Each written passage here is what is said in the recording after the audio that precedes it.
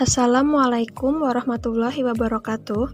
Untuk mata kuliah belajar dan pembelajaran kali ini, kami akan menyampaikan materi tentang teori belajar humanistik. Di sini kami dari kelompok 6 yang beranggotakan Abdul Rashid, Febri Anika Nur Adestiarini, Hermanto, dan Mulidani.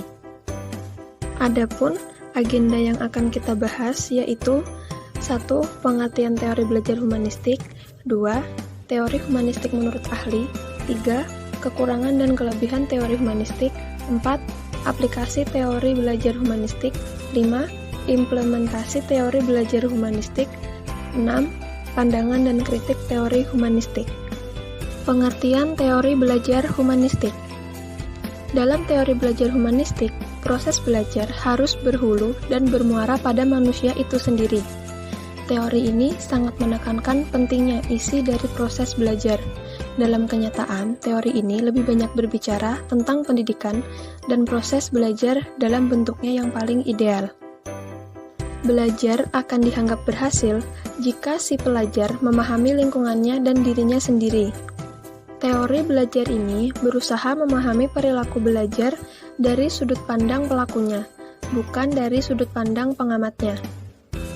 Tujuan utama para pendidik adalah membantu siswa untuk mengembangkan dirinya, yaitu membantu masing-masing individu untuk mengenal diri mereka sendiri sebagai manusia yang unik dan membantu dalam mewujudkan potensi-potensi yang ada dalam diri mereka. Teori belajar menurut para ahli. 1. Arthur Combs. Belajar terjadi bila mempunyai arti bagi individu.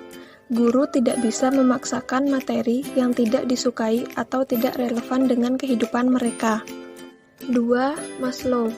Teori Maslow didasarkan pada asumsi bahwa di dalam individu ada dua hal. Yang pertama, suatu usaha yang positif untuk berkembang. Dan yang kedua, kekuatan untuk melawan atau menolak perkembangan itu. 3. Carl Rogers. Rogers membedakan dua tipe belajar, yaitu 1. Kognitif atau kebermaknaan, 2. Eksperiental atau pengalaman atau signifikansi. Experiential learning menunjukkan pada pemenuhan kebutuhan dan keinginan siswa. Kualitas belajar experiential learning mencakup keterlibatan siswa secara personal, berinisiatif, evaluasi oleh siswa sendiri, dan adanya efek yang membekas pada siswa. 4. David Kolb. Menurut David Kolb, membagi tahapan belajar menjadi 4 tahap, yaitu sebagai berikut. 1. Tahap pengalaman konkret. Pada tahap paling dini dalam proses belajar, seorang mahasiswa hanya mampu sekedar ikut mengalami suatu kejadian. 2. Pengalaman aktif dan reflektif.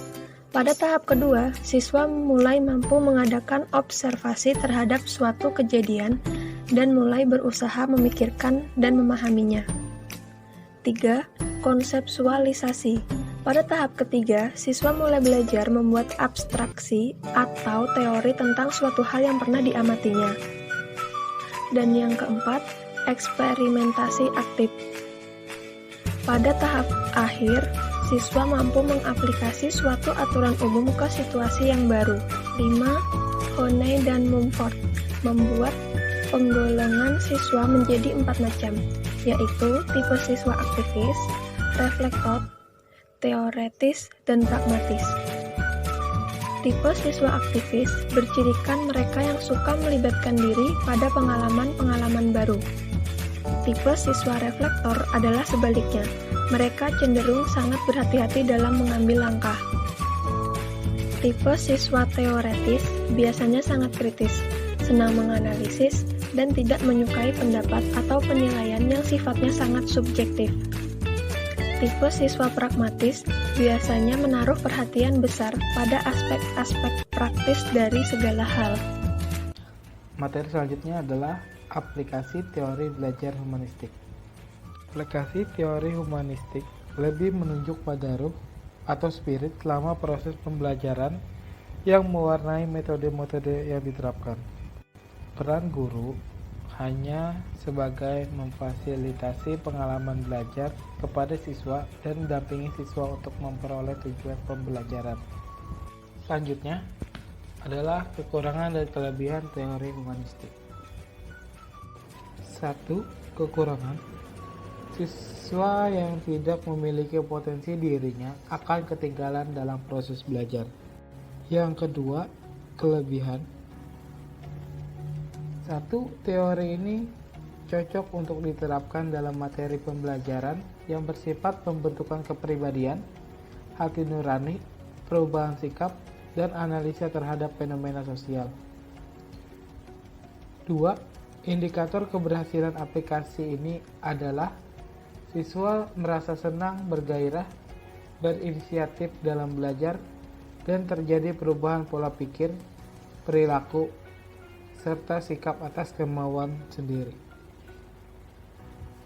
Ketiga, siswa diharapkan menjadi manusia yang bebas, tidak terikat oleh pendapat orang lain, dan mengatur kepribadiannya sendiri secara bertanggung jawab, tanpa mengurangi hak-hak orang lain atau melanggar aturan, norma, disiplin, atau etika. Implementasi teori belajar humanistik bagi pendidikan Islam. Implikasinya bagi pendidikan adalah pendidikan humanistik mampu memperkenalkan apresiasinya yang tinggi kepada manusia sebagai makhluk Allah yang mulia dan bebas, serta dalam batas eksistensinya yang hakiki dan juga sebagai khalifatullah. Baik, saya Abdul Rashid akan melanjutkan tentang implementasi teori belajar humanistik bagi guru. Guru harus berupaya dengan berbagai cara untuk memberi kemudahan dalam belajar. Berikut adalah beberapa hal yang perlu diperhatikan oleh guru.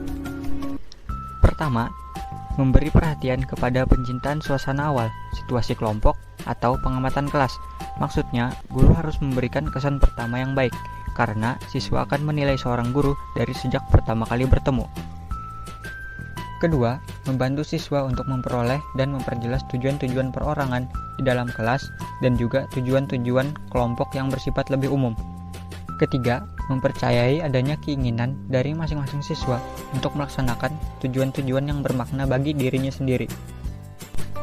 Keempat, mengatur dan menyediakan sumber-sumber untuk belajar yang luas dan mudah dimanfaatkan para siswa untuk membantu mencapai tujuan mereka.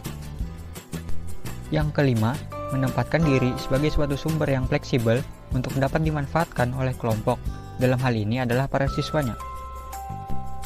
Keenam, menanggapi respon dari para siswa dalam kelas, menerimanya baik yang bersifat intelektual berupa pertanyaan maupun yang menyangkut perasaan atau hal pribadi dan mencoba untuk menanggapinya dengan cara yang sesuai dan baik bagi individu ataupun bagi kelompok. Ketujuh, mengambil peran dalam kelompok baik perasaan dan juga pikirannya dengan tidak menuntut serta tidak memaksakan, tetapi sebagai suatu andil secara pribadi yang boleh saja digunakan atau ditolak oleh siswa. Dan yang terakhir, di dalam peran guru sebagai seorang fasilitator, guru harus mencoba untuk mengenali dan menerima batasan-batasannya. Halo, saya Hermanto. Di sini saya akan menjelaskan pandangan humanisme.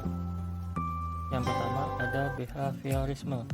Menurut aliran humanistik, individu cenderung mempunyai kemampuan atau keinginan untuk berkembang dan percaya kepada kodrat biologis, dan ciri-ciri lingkungan tidak menekankan pada tingkah laku yang tampak dan menggunakan metode objektif seperti halnya aliran behavioris. Yang kedua, ada psikoanalisis. Dalam aliran humanistik, individu memiliki sifat yang optimis. Manusia berkembang dengan potensi yang dimilikinya, tidak mengabaikan potensi seperti aliran psikoanalisis. Teori ini tidak lepas dari kritikan. Yang pertama, teori humanistik terlalu optimistik secara naif dan gagal untuk memberikan pendekatan pada sisi buruk dari sifat alamiah manusia. Yang kedua, teori humanistik, seperti halnya teori psikodinamik, tidak bisa diuji dengan mudah. Apalagi, teori humanistik dalam pembelajaran, yaitu guru lebih mengarahkan siswa untuk berpikir induktif, mementingkan pengalaman, serta membutuhkan keterlibatan siswa secara aktif dalam proses belajar. Yang keempat, banyak konsep dalam psikologi humanistik seperti orang yang telah berhasil mengaktualisasikan dirinya. Ini masih buram dan subjektif. Yang kelima, psikologi humanistik mengalami pembiasan terhadap nilai individualistis. Yang terakhir, teori humanistik ini dikritik karena suka digunakan dalam konteks yang lebih praktis. Teori ini dianggap lebih dekat dengan dunia filsafat daripada dunia pendidikan. Demikian tadi penyampaian materi tentang teori belajar humanistik dari kelompok 6. Terima kasih kepada yang sudah menonton dan mendengarkan, semoga bermanfaat. Wassalamualaikum warahmatullahi wabarakatuh.